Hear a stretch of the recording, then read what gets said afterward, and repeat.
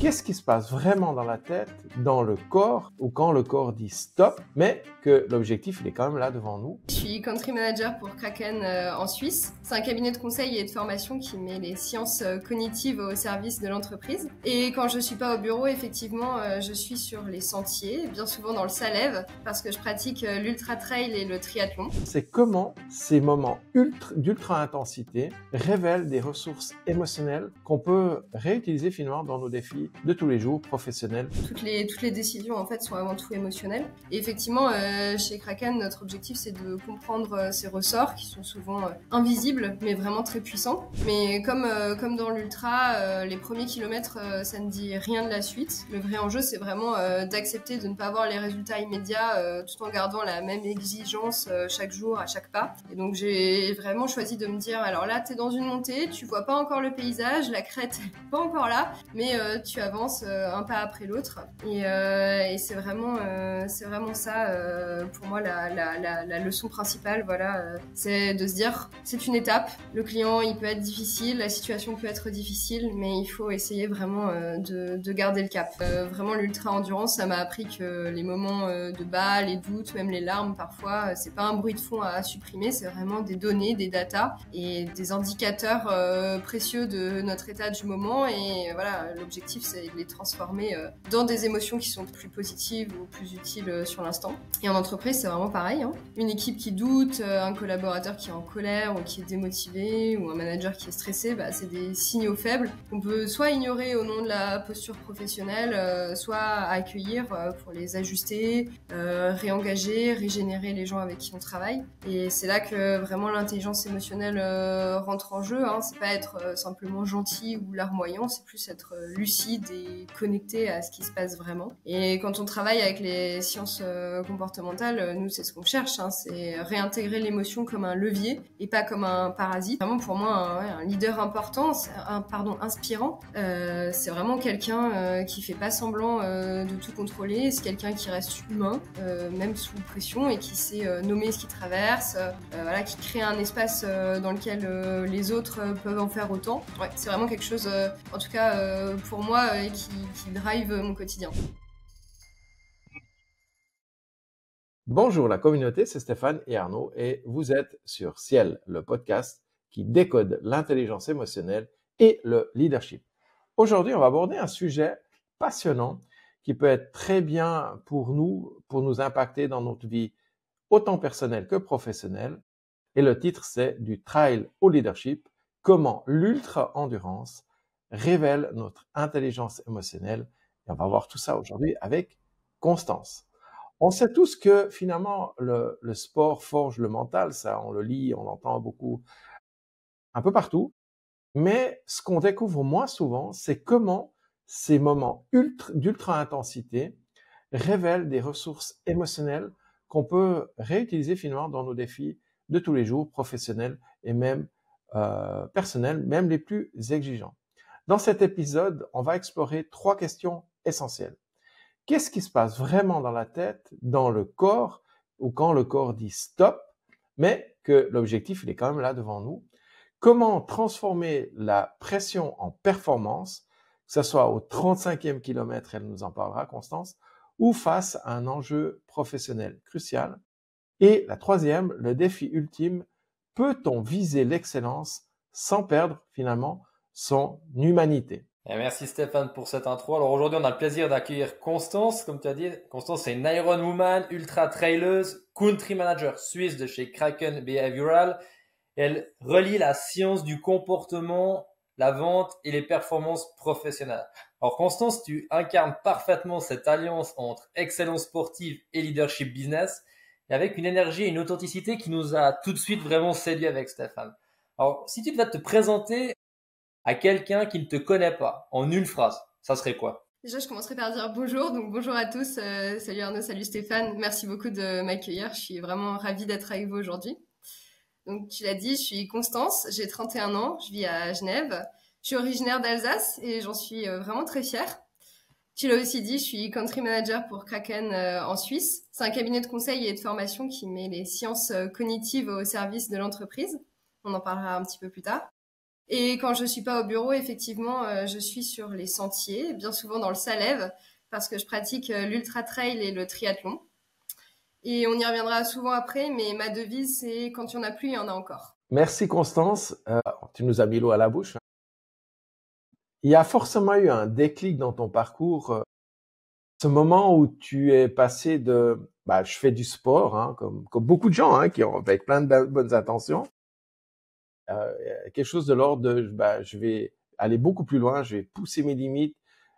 Peut-être tu t'es pas dit jusqu'à l'extrême, mais en tout cas, je pense qu'aujourd'hui tu l'y es. Est-ce que tu te souviens de ça? Est-ce que tu peux nous raconter comment ça s'est passé? Ouais, effectivement, avec plaisir. Peut-être commencer par le déclic pour le sport que j'ai eu de manière générale, parce que c'est assez intéressant. Je l'ai eu très jeune, vers 6 ou 7 ans. Et en fait, mes parents m'avaient inscrite à la course du village et j'ai terminé, alors je sais plus si c'était dernière ou avant-dernière, mais en tout cas, je dois avouer que ça a vraiment piqué mon ego. En tant que petite fille, voilà, haute comme 3 pommes, j'ai pas aimé. Pourtant, j'ai pas vraiment l'âme de compétitrice, mais voilà, ça m'a piqué et j'ai continué par la suite à courir 1 à 2 fois par semaine, je pense, et c'est rapidement devenu une habitude que j'ai gardée. J'ai vraiment aimé ça. Le déclic pour les plus longues distances, il est venu beaucoup plus tard. C'était en 2017. J'étais de passage à Paris le jour du marathon. Et par hasard, je me suis retrouvée au 35e kilomètre, donc juste après le passage le plus difficile du parcours. Je ne sais pas si vous avez déjà eu l'occasion de courir ce marathon, mais il est très beau et il y a un petit passage, voilà, un petit peu technique sur le 35e kilomètre, une grosse côte. Et en voyant vraiment tous ces gens dans l'effort, je me suis immédiatement dit que je voulais participer l'année d'après. Et ça, c'était pour plusieurs raisons, parce que dans un premier temps, ça m'a vraiment fasciné de voir les gens se dépasser, ne rien lâcher pour atteindre cette ligne d'arrivée. Ça avait l'air vraiment très très dur. Et justement, plus c'est dur, plus c'est beau de passer la ligne d'arrivée. Ça m'a aussi sincèrement émue. Hein. D'ailleurs, j'ai toujours les yeux mouillés en encourageant lorsque je participe pas à une course, peu importe ce que c'est, même quand je vois du sport à la télé. J'ai les yeux humides. C'est sans doute pour ressentir toutes ces émotions qu'on fait tous du sport. Ressentir beaucoup d'émotions en étant spectatrice, c'était déjà, voilà, comme je vous le dis, intense. Et alors je me suis dit, qu'est-ce que ça doit être quand c'est toi qui cours? Donc c'est ce que j'ai tenté de faire l'année d'après, ressentir ces émotions, se dépasser et aussi faire partie de quelque chose de très grand. Parce qu'il y a une vraie puissance, une force qui se crée quand on court. C'est un sport vraiment individuel et pourtant ça se pratique collectivement. Donc il y a vraiment quelque chose de magique. Je parle du marathon de Paris parce que c'était ma première course un petit peu longue, mais quand certains passages du parcours nous mènent à être un petit peu dans les sous-bois, un petit peu seuls et qu'on entend que le souffle des autres coureurs et leurs pas, c'est un petit peu une communion. Donc il y a vraiment quelque chose de chouette là-dedans. Et j'ai pris goût à ces 42 kilomètres. Hein, je les ai fait plusieurs fois. Après, j'ai voulu pratiquer diversifier ma pratique avec le triathlon pour découvrir d'autres choses. Et assez vite, je suis allée sur des formats longs jusqu'à l'Ironman. J'ai été vraiment émerveillée de voir tout ce que mon corps pouvait réaliser, encaisser. C'est vraiment une machine incroyable. D'autant plus que jusqu'ici, à de trop nombreuses reprises, je l'avais détesté quand j'étais plus jeune, certainement comme beaucoup de jeunes filles, mais aussi de jeunes hommes, hein, ou même pas forcément jeunes. Voilà, on a tous un rapport au corps qui est différent. Parfois, on est un petit peu en guerre avec lui, et ça a été un moyen pour moi de faire la paix. Et plus les formats étaient longs, mieux je me sentais. Mon corps et moi, on a vraiment appris à s'entendre, à s'écouter. Et j'ai gagné en confiance. Et ça a sans doute été ça, le déclic, le dernier déclic finalement, pour aller vers l'ultra. Je me sentais vraiment en confiance et prête à aller chercher, à aller repousser en tout cas ma limite. Pour l'instant, je continue de la chercher parce que j'ai couru donc l'UTMB Grand Est cette année, 111 kilomètres. Et ça s'est bien passé, j'ai vraiment adoré ça. Donc on me dit dans l'oreillette que c'est pas prêt de s'arrêter et qu'on ira encore un peu plus loin la prochaine fois. C'est vraiment passionnant et je pense que tu as encore de belles courses devant toi. Je pense comme tout sportif, tu dois sûrement avoir des rituels, des préparations un peu émotionnelles. Moi, il y a deux choses qui m'intriguent. D'abord, c'est quoi peut-être ta petite routine obligatoire à laquelle tu peux pas déroger avant un départ? Et peut-être plus sérieusement, est-ce que tu peux nous emmener un peu dans ta tête avant que tu partes en course? Ouais, avec plaisir. Alors c'est vrai que On parle souvent de ligne d'arrivée, de ligne de départ, mais en amont de la course, il se passe vraiment énormément de choses. Pendant chaque entraînement, en fait, tout ça, ça se prépare. Et c'est vrai que je visualise beaucoup certains passages de la course pendant mes entraînements. Ça peut être la ligne d'arrivée, mais pas seulement, hein, parce que je vais essayer de visualiser les moments plutôt difficiles, ceux dans lesquels les gens me portent plus et où la tête peut faire défaut aussi. Donc c'est assez motivant de préparer une victoire, d'en ressortir les émotions positives, mais c'est surtout crucial d'être conscient qu'il va y avoir des montagnes russes émotionnelles et physiques par lesquelles on va passer. Et donc, quand on est dans le dur, trouver les ressources, c'est vraiment pas facile si on s'est pas préparé en amont. C'est voire même impossible, en fait, d'après moi, d'après mon expérience. Donc, c'est vrai que j'ai développé mes petits outils avec des mots ou des phrases que je me répète, des gestes à reproduire qui viennent me sauver un petit peu dans les phases de moins bien. Donc, je peux vous en donner quelques-unes, mais je me dis souvent, c'est maintenant. Parce que, en fait, quand on court, quand on est dans le dur, on a l'impression que plus rien fonctionne et une fois qu'on passe la ligne d'arrivée, on est encore debout, on a l'impression qu'on pourrait encore courir, on a réussi à sprinter sur le dernier kilomètre, donc c'est pas vrai, il y a encore du jus, donc c'est maintenant.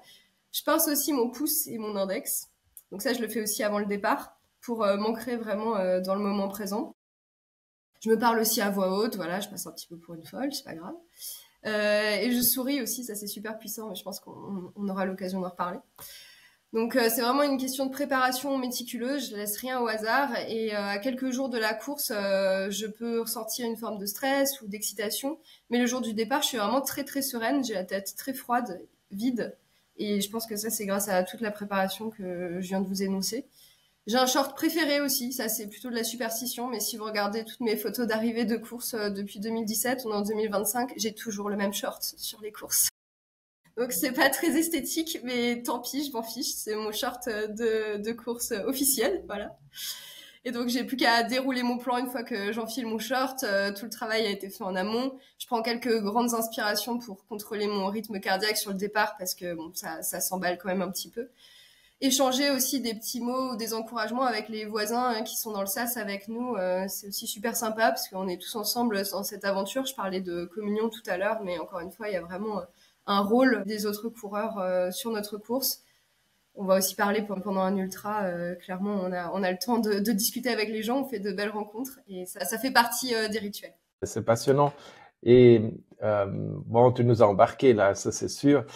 Alors, on va rentrer dans cette course. Tu sais, tu as parlé de toute la phase préparatoire extrêmement intéressante. Peut-être qu'on aura l'occasion encore de rebondir là-dessus. Moi, j'ai noté 2-3 choses parce que franchement, il y a des vraies pépites dans ce que tu nous dis. Et je pense qu'il y a des choses à prendre aussi pour la vie de tous les jours. Et je vois des liens avec pas mal de choses. Et finalement, tu sais, là, tu nous parles de la préparation, mais après, il y a toute la course elle-même. Et là, on parle même des fois de plus de 100 kilomètres, hein, quand même. Et puis, il y a tout l'effort. Et je pense qu'il y a des moments où ton corps, il dit stop, finalement, enfin, ou plutôt, je sais pas si c'est le corps ou le mental, ou c'est lequel des deux, et tu dis stop.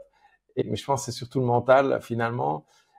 Et moi, ce qui m'intéresse, si tu veux, dans ces moments, parce que c'est la même chose dans la vie de tous les jours, il y a des moments où on en a marre, on a envie d'arrêter. Mais finalement, quand tu es dans l'effort, et puis, voilà, que tu dis, peut-être tu dis même des trucs, mais qu'est-ce que je fous ici? Qu'est-ce qui se passe dans ta tête? Comment tu navigues dans cette, je sais pas s'il faut appeler ça une tempête émotionnelle, mais en tout cas, le moment de doute où, tu vois, c'est le truc où on est prêt à vaciller, quoi. Finalement, qu'est-ce qui se passe dans ta tête à ce moment-là? Ouais, c'est vrai que plus la course est longue, plus il faut s'attendre à des moments difficiles.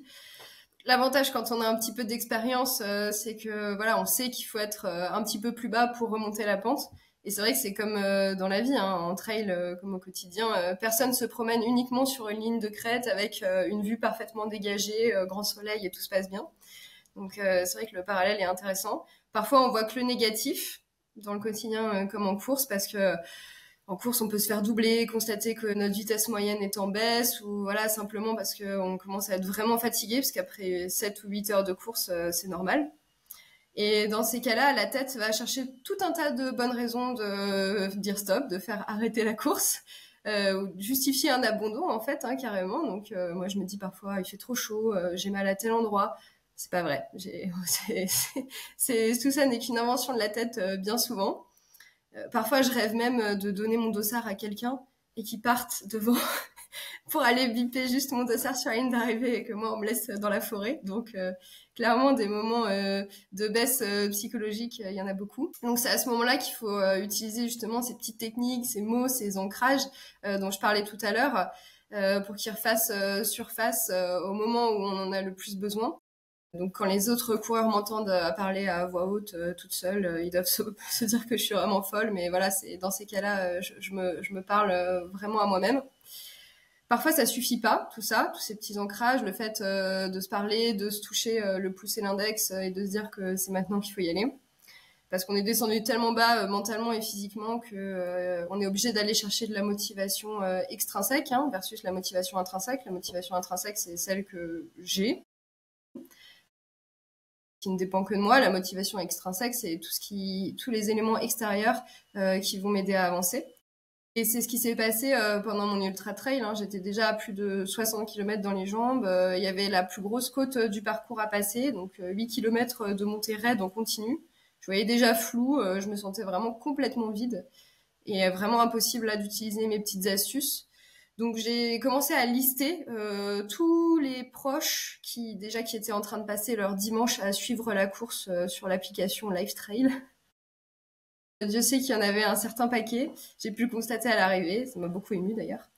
Et lister les proches qui font des sacrifices au quotidien pour que vous puissiez participer à cette course. Voilà, ceux qui sont en train de gâcher leur dimanche pour vous suivre sur Lifetrail. Voilà, quand j'arrive plus à avancer, pour moi, le fait de pas les décevoir, c'est vraiment ma dernière cartouche. Donc je pense que voilà, c'est un mix entre cette motivation intrinsèque qu'on peut avoir, ces petites techniques, ces petites astuces pour s'ancrer dans le présent, et quand ça suffit pas, ne pas hésiter à aller chercher de l'aide extérieure. Et je pense que dans la vie professionnelle, dans la vie personnelle, c'est pareil. Si on réfléchit 2 minutes, je pense qu'on est tous capables de faire une liste d'au moins 5 personnes qui nous soutiennent dur comme fer. Et ça, c'est super précieux. Écoute, ça me parle beaucoup tout ce que tu racontes parce que tu fais vraiment ce parallèle entre intrinsèque, extrinsèque, d'aller oser chercher de l'aide, d'aller voir que t'es pas toute seule en fait sur une course. Et moi je me dis, toi tu bosses chez Kraken, tu nous as dit avant qu'on allait en parler un petit peu. Comme j'ai pu lire, vous utilisez les sciences du comportement chez eux pour faire votre travail. Est-ce que tu appliques certaines méthodes que tu as chez Kraken pour moduler ton propre mental en course, ou est-ce que c'est peut-être l'inverse? Je sais pas comment tu utilises les deux. Ouais, effectivement. Les sciences comportementales, ça regroupe tout un tas de disciplines. Donc, ça va de la psychologie à l'économie comportementale, ça passe par les neurosciences. Enfin, voilà, il y a énormément de documentation sur tous ces sujets. C'est vraiment passionnant. Et justement, je vous parlais il y a quelques minutes du hack du sourire pendant l'effort. En fait, ça provient d'une expérience qui a été menée par des chercheurs. On a demandé à des gens de regarder une vidéo avec un stylo dans la bouche pour forcer le sourire. Et il y avait un autre groupe qui n'avait pas de stylo. Et le groupe qui a visualisé la vidéo avec le sourire forcé a accordé une meilleure note au contenu visualisé. Et je pratique beaucoup ça en fait. Parfois, quand je dis à mes proches, si tu me vois sur la course, si tu me vois sourire, c'est pas forcément un bon signe. Ça veut dire que j'ai eu besoin de forcer le sourire pour maintenir le cap. Mais essayez, même quand vous devez faire une tâche qui vous semble un petit peu pénible au travail, le faire avec le sourire, ça met tout de suite dans un état d'esprit différent. Et ça fonctionne très bien et ça coûte vraiment pas cher.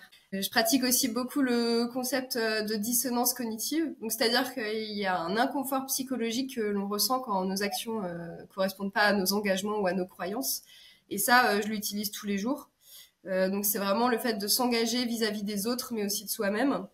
C'est un outil très puissant. Je pense que c'est pour ça que j'ai jamais abandonné sur une course, parce que au-delà de l'inconfort que je ressentirais en me justifiant auprès de mes proches, trahir un engagement que j'ai pris avec moi-même, je vais pas réussir à me mentir très longtemps et à le justifier intérieurement. C'est vraiment un dialogue interne. Donc même si mes proches peuvent se dire ok, elle avait mal à la cheville, elle s'est arrêtée, bon, c'est ainsi. Moi, au fond, je sais que c'est pas 100% le problème de la cheville qui a péché ce jour-là. Et ça me gêne beaucoup. Donc c'est vrai qu'au-delà des sciences comportementales, il y a vraiment un lien pour moi entre ma vie pro et ma vie sportive. L'un vient vraiment alimenter l'autre. Voilà, les victoires qu'on peut développer dans un pan de sa vie sont toujours des atouts que l'on a dans sa main pour s'atteler à d'autres projets. Effectivement, c'est vraiment Il y a même pas un vase qui remplit l'autre, tu vois, c'est pas t'as 1 litre d'eau et tu dois le séparer entre vie pro, vie perso. C'est presque une démultiplication en fait de l'énergie entre les deux pans et ça c'est très intéressant et il faut vraiment en tirer parti. Encore une fois, hein, c'est chouette de pouvoir se plonger un peu dans l'univers de ta tête, de ton mental, et de voir aussi les liens que tu fais avec le monde professionnel. C'est vrai que cette frontière, tu sais, entre et nous on l'expérimente aussi beaucoup dans l'accompagnement, dans le coaching, avec les gens aussi qu'on a la chance de rencontrer, dont tu fais partie aujourd'hui aussi. Cette frontière entre je peux encore, tu vois, et je dois ou je veux m'arrêter, c'est plutôt un art, non? Comment t'as développé, je vais appeler ça cette intelligence du corps aussi? Mm. Alors effectivement, c'est tout un art et c'est un art que j'ai pas toujours maîtrisé. Parce que pour la petite anecdote, je me suis cassé le poignet à vélo 2 mois avant les championnats du monde d'Ironman. J'ai pris un terre-plein central à vélo sur une route en rentrant d'une grosse séance. Il faisait très chaud, j'étais plus lucide, j'avais pas assez mangé. Et j'ai cassé un petit os dans mon poignet sur le cou. Le scaphoïde, c'est un petit os qui est en forme de banane et il s'est plié. Je suis même pas tombée du vélo, juste en m'agrippant, il s'est cassé sur le cou et j'ai pas voulu aller consulter parce que j'espérais que c'était rien et surtout j'avais en ligne de mire ces championnats du monde pour lesquels j'avais tout donné pour me qualifier et donc j'y suis allée quand même avec le poignet cassé. Quelques semaines après la course, les douleurs passaient pas, donc là je pouvais plus me mentir, donc je me suis enfin décidée à aller voir un médecin et ça a été assez sérieux, on m'a opéré, on m'a greffé un petit morceau d'os pour réparer les dégâts.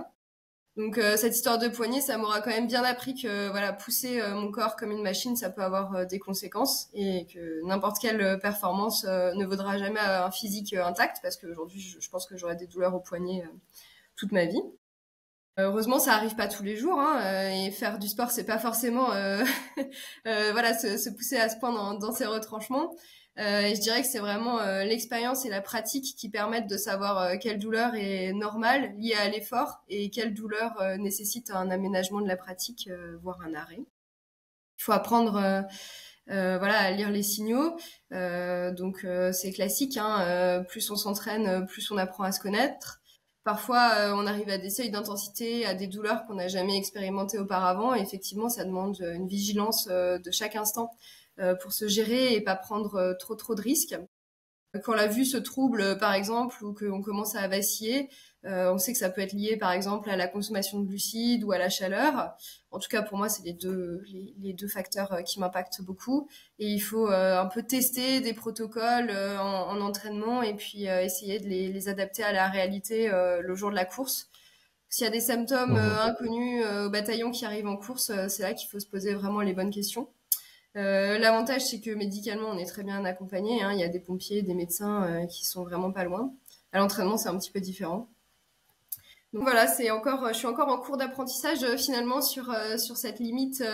Je dois m'arrêter parce que voilà, encore récemment, j'ai fait une erreur assez importante. Donc ça reste voilà dans mes axes d'amélioration en tant que sportive. Merci déjà pour ce partage. C'est vrai que tu parlais du corps hein, aussi, de pas s'écouter, puis apprendre à lire les signaux. Et c'est vrai que c'est la même chose pour toutes les relations. L'intelligence émotionnelle en fait partie, dans le sens où on se rend bien compte que bien souvent dans les échanges qu'on a, c'est la difficulté finalement à écouter le message que les émotions nous apportent. Donc toute cette intelligence émotionnelle que tu as développée, entre autres, hein, pas que, mais beaucoup par rapport au sport ou dans le sport, j'imagine qu'il te sert aussi dans ton job. J'allais dire ton bureau, mais ton job en général. Et là, Arnaud, je pense qu'il a une question par rapport à ça, parce qu'on va parler du trail au leadership business. Ouais, je trouve que c'est vraiment intéressant de faire ce parallèle en voyant que on est toujours en apprentissage d'une certaine manière. On a dit que tu bossais chez Kraken, vous décryptez un peu la psychologie humaine pour optimiser les performances dans le business. Concrètement, tu peux pas toujours pousser les gens et puis aller jusqu'à ça craque. Comment vous gérez les émotions pour que ça devienne vraiment un levier stratégique dans vos accompagnements? Est-ce que tu arriverais peut-être à nous donner un ou deux exemples qui nous marquerait dans vos pratiques et comment vous faites avec ces émotions pour justement aller dans je peux encore ou je peux plus. Et puis il y a toujours des aspects émotionnels chez les gens, donc je trouve que c'est assez intéressant de faire un peu ce parallèle business et puis endurance. Ouais, ouais, merci pour la question. Absolument, ce qu'on oublie souvent, c'est que toutes les décisions, même les plus rationnelles, elles sont émotionnelles avant d'être logiques. Un chiffre qui est assez marquant que nous donne la science, c'est que 95% des décisions d'achat sont prises de façon inconsciente et largement guidées par l'émotion. C'est pas que les décisions d'achat, hein. Là, c'était un papier qui évoquait ce sujet, mais toutes les décisions en fait sont avant tout émotionnelles. Quand vous choisissez votre maison, votre partenaire de vie et aussi votre dentifrice, il y a de l'émotion. Elles influencent donc vraiment la manière dont on perçoit des offres, dont un collaborateur peut adhérer à un projet ou encore dont un leader embarque son équipe. Et effectivement, chez Kraken, notre objectif, c'est de comprendre ces ressorts qui sont souvent invisibles, mais vraiment très puissants. Pour vous donner un exemple très concret, on a récemment accompagné un assureur qui ne comprenait pas pourquoi, malgré une offre objectivement plus avantageuse, ses clients ne migraient pas vers un nouveau contrat. Et donc on a identifié tout un tas de biais, et notamment un biais de statu quo qui est renforcé par une peur implicite du regret, de se dire et si je change de contrat, finalement, est-ce que ça pourrait pas être pire? Et pour venir finalement appuyer cette nouvelle offre plus avantageuse pour le client, il faut redesigner un discours commercial pour s'assurer que la peur émotionnelle puisse petit à petit s'effacer avec des éléments éventuellement de preuve sociale, un cadre plus empathique, une stratégie de réassurance. Voilà, donc c'est vraiment le type de projet sur lesquels on peut travailler chez Kraken. Et effectivement, les émotions, c'est vraiment un levier stratégique. Comprendre ce qui se joue sous la ligne de flottaison au niveau émotionnel, c'est vraiment là que tout se joue. Donc que ce soit dans un deal commercial ou dans la capacité d'une équipe à s'engager. C'est vraiment effectivement stratégique. Ouais. Ouais, moi, je me plais à. Bon, j'ai noté quelques éléments parce que dans ce que tu as dit, bon, déjà, tu as parlé aussi d'empathie. Dans les relations, on sait, j'ai pas mal suivi aussi des négociateurs et on voit que c'est une compétence, c'est une vraie compétence, hein, l'empathie, ça se travaille, ça se développe, comme les autres 15 compétences de l'intelligence émotionnelle. Et c'est un élément clé dans les relations. C'est le chiffre que tu as souligné, les 95% des décisions sont principalement basées sur des éléments émotionnels. C'est des chiffres qu'on connaît déjà, mais qui est bien de rappeler, parce que c'est vrai que on a souvent l'impression qu'on est méga super rationnel et que dans la réalité, finalement, on est beaucoup plus subjectif dans nos choix de vie. Tu as parlé des décisions à prendre importantes, que ce soit une maison, un partenaire de vie ou même acheter un dentifrice. L'anecdote intéressante. Cette capacité à, finalement, tu vois, à rester, finalement, c'est ça l'idée, c'est cette conscience de soi, cette capacité à rester lucide sous pression, à lire ces signaux. J'imagine que c'est aussi une compétence face à un client dit difficile, hein, ou une négociation ou un deal plutôt compliqué. Comment tu vois ça, toi? Ouais, c'est vrai que une situation difficile n'est jamais figée, que ce soit avec un client, une situation professionnelle ou lors d'un ultra trail. C'est vraiment pas un mur, c'est un passage, c'est ce qu'il faut se dire. Et effectivement, capacité à observer les signaux, à garder la tête froide. C'est exactement la même dans le sport comme dans le travail. Dans un deal compliqué, par exemple, on va souvent être tenté de vouloir gagner, entre guillemets, de pousser l'argumentaire, de forcer. Mais voilà, je pense que plus on force, plus on risque d'aller droit dans le mur. Un petit peu comme l'expérience avec mon poignet. Et pour vous donner un petit exemple justement lié à Kraken, donc moi mon job c'est de développer le cabinet en Suisse romande. Et les débuts ont été humbles. J'avais des rendez-vous, des échanges cordiaux, parfois enthousiastes, mais il y avait pas assez de signatures à mon goût. Et c'est une période lors de laquelle j'aurais été tentée de tout remettre en question. Mais comme dans l'ultra, les premiers kilomètres, ça ne dit rien de la suite. Le vrai enjeu, c'est vraiment d'accepter de ne pas avoir les résultats immédiats tout en gardant la même exigence chaque jour, à chaque pas. Et donc, j'ai vraiment choisi de me dire, alors là, t'es dans une montée, tu vois pas encore le paysage, la crête n'est pas encore là, mais tu avances un pas après l'autre. Et c'est vraiment ça, pour moi, la leçon principale, voilà, c'est de se dire, c'est une étape. Le client, il peut être difficile, la situation peut être difficile, mais il faut essayer vraiment de garder le cap. C'est un état d'esprit, en fait, que ce sport m'a donné. Ouais, un pas après l'autre, avancer, se dire bon, il n'y a pas tout qui fonctionne du premier coup aussi peut-être. Si on fait un parallèle avec le sport, la régénération, les micro-pauses de récupération, comment tu vois un peu cette pratique dans la performance, peut-être dans la préparation mentale en disant, ok, je sais que ma régénération en ultra trail c'est hyper important, sinon je vais pas pouvoir repartir en course. En business, en se disant, ok, ça marche pas comme je veux, est-ce que je lâche du lest, est-ce que je fais une petite pause, est-ce que je lâche la charge mentale pour avancer?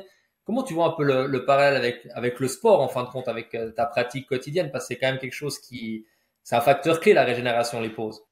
Ouais, exactement. Moi, je parle souvent. Alors, je sais pas si c'est un terme. Je pense que c'est un terme que j'ai inventé, mais je parle souvent de bande passante nerveuse.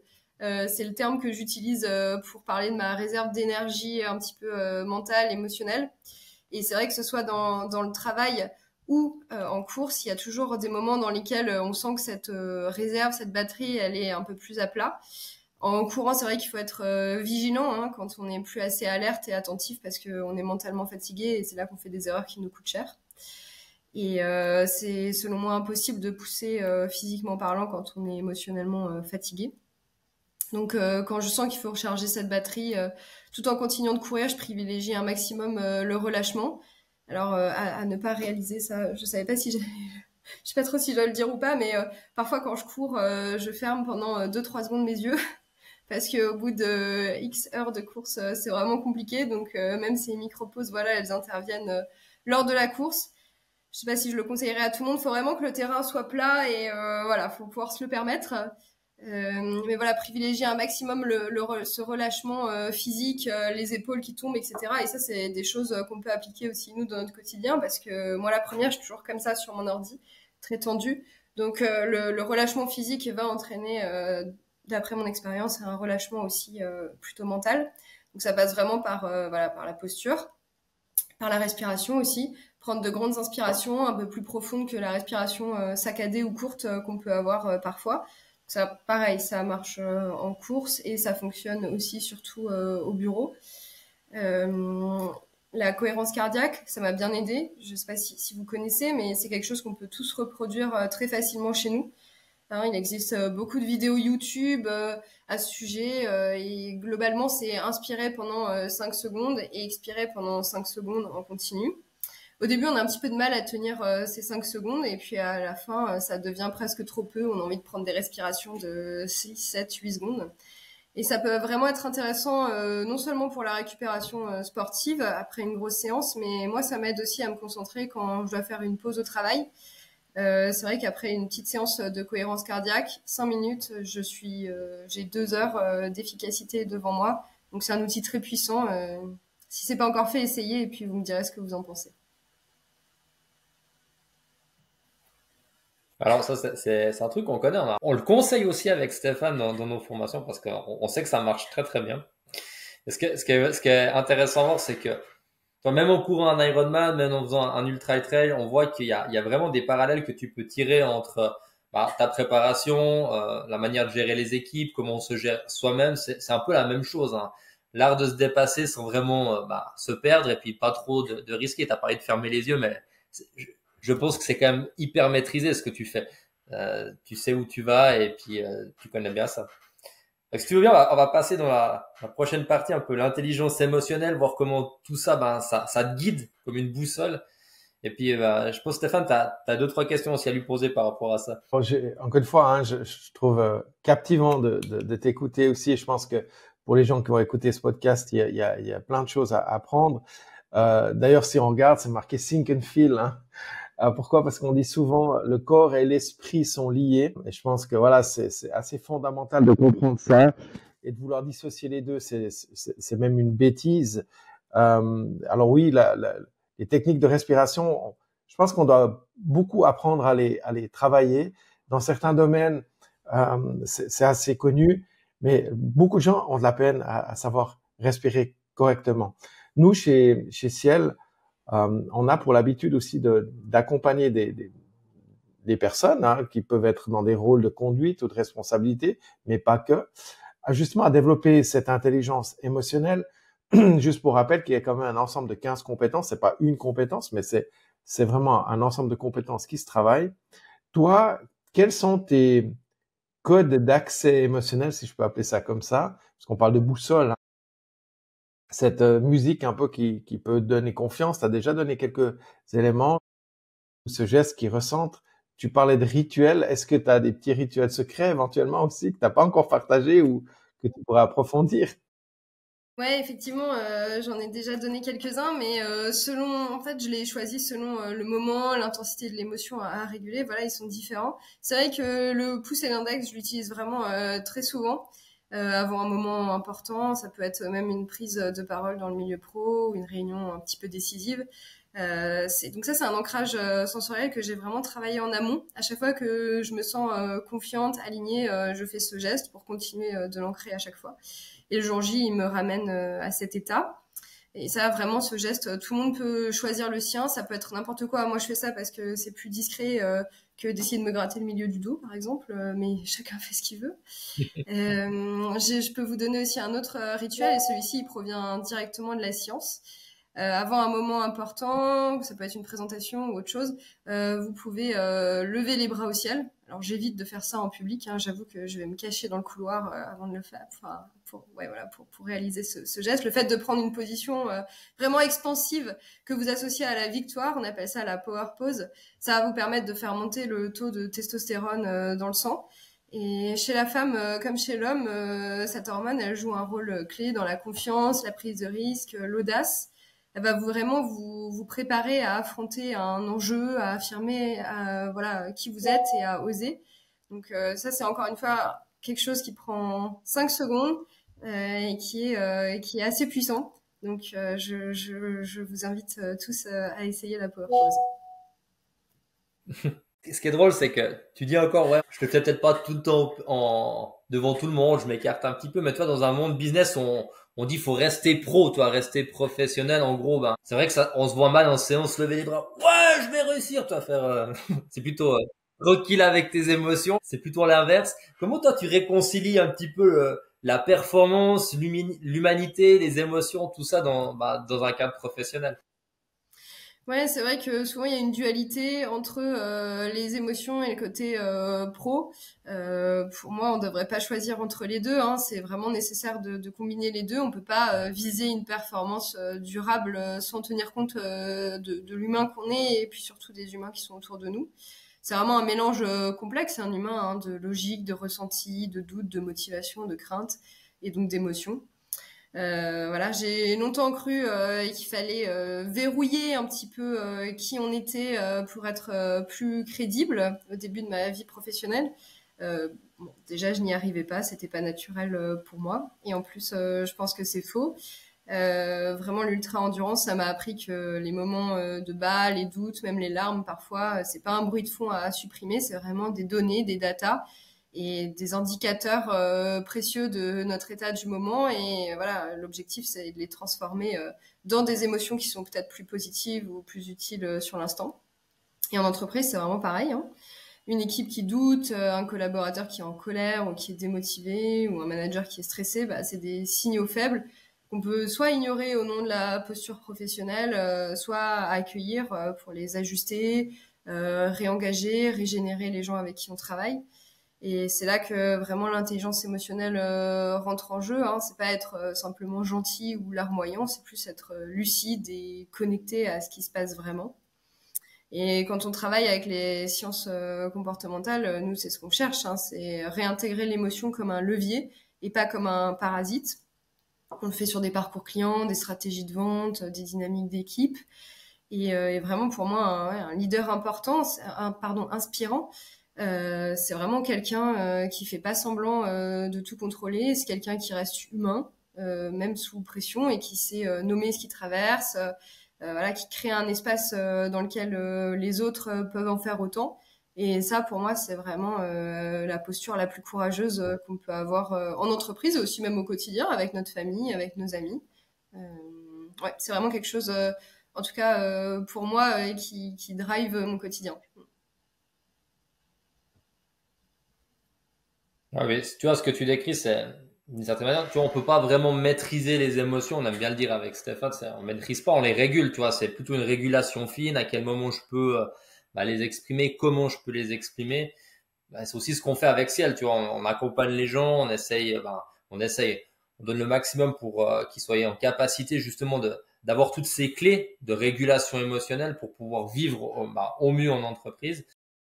Toi, cette capacité à transformer un peu la pression en performance, est-ce que vous l'enseignez chez Kraken? Vous faites des choses avec les gens, mais c'est plutôt vous en backup qui appliquez des méthodes? Alors, on l'enseigne pas en direct, hein, en tout cas pas formellement. On la vit, on essaye de l'incarner au quotidien, dans notre manière de travailler, de mener un projet, de gérer le client. Quand on traverse une phase de doute, peut-être qu'un jour on formalisera ça, qui sait. Mais pour l'instant, ça fait pas partie des services qu'on offre chez Kraken. Mais heureusement, vous le faites très bien chez Ciel. Donc, il y a des aspects voilà très complémentaires entre nous. C'est passionnant et puis je te remercie. Moi, juste pour résumer un peu tout ce que tu nous as raconté, puis j'aurais une question un peu particulière ou un peu bizarre pour certains, mais c'est assez intéressant d'écouter. Toi, tu es pas ton histoire de petite fille qui finit avant-dernière ou dernière à une course où il y a eu cet élément déclencheur, comme souvent dans la vie, on voit il y a des éléments qui nous font prendre conscience, hein, même si c'est pas agréable. Tu l'as d'ailleurs dit. Tu as dit c'est rien lâcher, plus c'est dur, plus c'est beau de passer cette ligne d'arrivée. Et je pense que cette satisfaction aussi d'avoir dépassé finalement des obstacles ou avoir relevé des défis, je pense que c'est quelque chose d'important. Tu as parlé des techniques d'ancrage, on voit ça beaucoup en PNL aussi, où on parle aussi d'auto-hypnose, qui sont vraiment des outils puissants parce qu'on sait que notre cerveau fait pas la différence entre la réalité et la fiction. Donc là, il y a des vrais outils aussi qu'on peut aller chercher, qu'on aborde d'ailleurs nous aussi. Je retiendrai notamment le c'est maintenant. Je l'ai noté. Et ça fait partie, ou c'est quelque part de ces ancrages. Hein. Et puis, tu as souligné aussi l'importance de s'écouter, parce que c'est vrai et quand je dis s'écouter, c'est aussi écouter nos émotions et puis pas les refouler. Tu l'as très, très bien dit. D'écouter ces signaux, je pense que c'est important. Alors, avant qu'on conclue, une question plus personnelle. Si tu devais choisir un objet pour représenter ton parcours ou ta vie ou ton dépassement, que ce soit dans le sport ou dans la vie en général d'ailleurs, ce serait quoi et ce serait ou lequel et pourquoi? Ouais. Alors, si je devais choisir un objet, c'est peut-être quelque chose d'un petit peu original. Je dirais que c'est une paire de lacets. Parce que les lacets, on les noue avant chaque départ. Hein, c'est le dernier geste avant de se lancer sur une course. Mais aussi quand on part au travail le matin. Je sais pas si vous mettez des baskets pour aller travailler, mais moi j'aime ça, même si c'est pas toujours les plus chics. Voilà, avant même un changement de vie, je trouve que ça marque assez bien, voilà, une espèce de transition. C'est un geste qui est très simple, mais assez symbolique. Voilà, tu fais un nœud, tu t'engages et t'es parti. Les lacets, parfois, il faut les resserrer, il faut les ajuster. Parfois, ils se défont au pire moment. Tu dois t'arrêter, te baisser, les faire pendant que le chrono continue de tourner. Franchement, c'est embêtant. Mais voilà, évidemment, ça arrive aussi dans la vie pro, devoir refaire un plan, réajuster, repartir différemment. Donc, ouais, une paire de lacets, je pense que c'est assez représentatif, voilà, de ce parcours. Ok, merci. Je répondrai pas pour les chaussures. Team basket aussi, j'en déduis. Ouais, je suis en tongue, c'est pour ça depuis 2 ans. Écoute, merci Constance. Merci Constance vraiment pour ce partage. C'était vraiment la classe. S'il y avait une phrase, un conseil ou une leçon forte d'une course qui était particulièrement difficile pour toi ou un deal marquant qui t'a marqué, ça serait quoi que tu donnerais à nos auditeurs qui nous écoutent aujourd'hui? C'est vrai que c'est une phrase qui m'est venue pendant une course vraiment très dure. J'étais à la frontale en pleine nuit et je me sentais vraiment pas bien mentalement. J'avais vraiment envie d'arrêter et je me suis dit, bon écoute, t'as pas besoin d'être bien, t'as juste besoin d'avancer. Et ça semble un peu brutal, mais en fait c'est vraiment libérateur parce que souvent on attend d'avoir une motivation, une énergie parfaite, une forme parfaite, voilà, des conditions vraiment idéales pour agir et avancer. Alors que parfois ce qui compte c'est juste de faire le pas d'après, un petit pas, puis un autre. Et vraiment c'est dans ce mouvement-là qu'on va récupérer de l'énergie, donc en course comme dans les projets pro. Je me suis rendu compte que c'est pas vraiment le confort qui amène la progression, l'avancement, mais c'est vraiment plutôt l'avancement qui crée ensuite le confort derrière. Et ça, c'est une leçon que je garde dans les moments un petit peu de doute ou de fatigue. Je me dis que même si la montagne est haute, petit pas par petit pas, on finit toujours par arriver en haut. Et l'important, c'est voilà, c'est vraiment ce mouvement continu.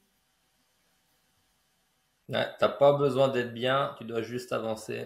Moi, ça me plaît. Si t'avais 2 conseils à donner, ça serait quoi? Alors, le premier, c'est entraîne-toi vraiment à être là. Hein, parce que souvent, on est physiquement présent, mais mentalement dispersé, même dans les moments qui comptent. Et que ce soit avant une course, une présentation au travail, voilà, reviens vraiment dans ton corps, respire, ancre-toi avec tous les éléments dont on a déjà parlé et observer ce qui se passe autour de soi. Voilà, c'est tout simple, mais ça change tout. Et quand on est présent, on est vraiment déjà prêt. Et le deuxième, c'est vraiment traite-toi comme tu traiterais quelqu'un que tu respectes profondément. Voilà, je vous le disais, je me parle en course et bien souvent on a un discours intérieur qui est dur, qu'on n'utiliserait jamais avec un collègue, avec une amie ou un enfant. Alors que dans les moments d'erreur, de doute, voilà, on devrait tous essayer, je pense, d'avoir un dialogue intérieur profondément positif. Et l'énergie qu'on ressent changera avec ce dialogue intérieur. Voilà, 2 petits conseils faciles à mettre en place. Merci beaucoup. Moi, il y a un mot qui me vient quand je t'écoute, c'est persévérance. C'est quelque chose qui me parle beaucoup, Arnaud sait. Sans vouloir être prétentieux, c'est une de mes grandes forces. Je lâche pas. Et puis, je trouvais ton côté très lucide. Alors, merci déjà d'avoir participé à ce podcast, d'avoir partagé avec nous et les auditeurs ton vécu. Je trouve que c'est quelque chose d'extrêmement riche et précieux. Vraiment, de tout mon cœur, merci.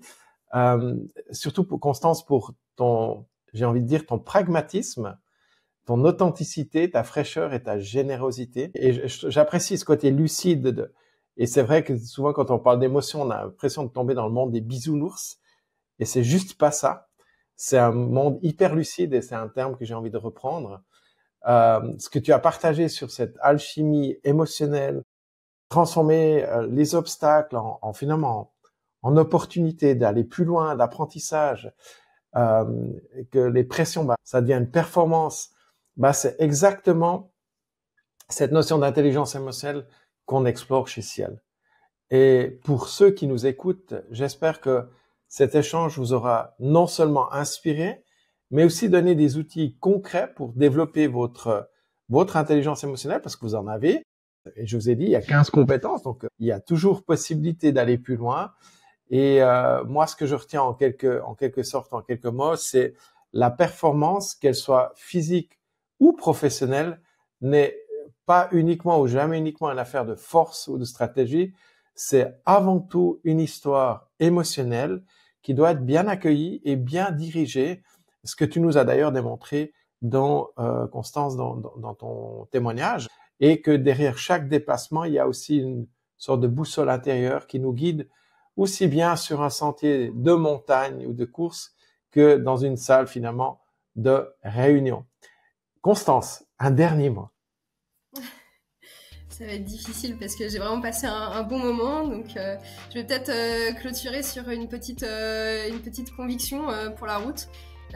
Pour moi, c'est que voilà, que ce soit dans le sport ou dans la vie professionnelle, on a toujours la main sur la manière dont on peut réagir aux imprévus, aux douleurs, aux conditions difficiles. Voilà, est-ce qu'on s'arrête, est-ce qu'on fait le pas de plus ? Peu importe où on en est, peu importe si on est dans la montée, dans la crête ou bien dans le brouillard, on a toujours ça avec nous, notre manière dont on choisit de réagir.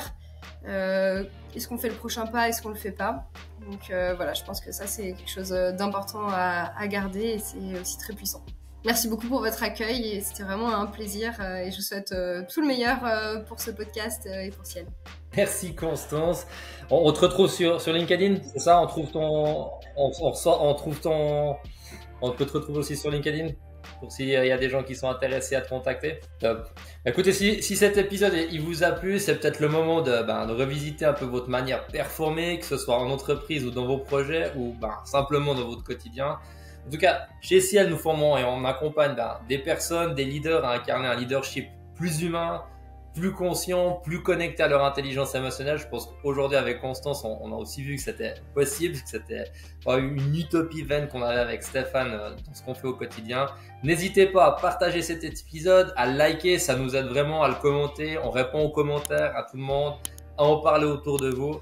Et dans ce prochain épisode, explorera certainement un autre point fascinant de l'intelligence émotionnelle. On vous garde encore un petit peu de surprise pour la suite. Et d'ici là, souvenez-vous, c'est pas la force brute qui nous fait avancer, mais c'est l'intelligence émotionnelle qui transforme chaque défi en une opportunité de révéler le meilleur de vous-même. Merci de nous avoir écoutés et à très bientôt pour un nouvel épisode du podcast Ciel. Ciao. Bye bye, merci. Ciao, ciao.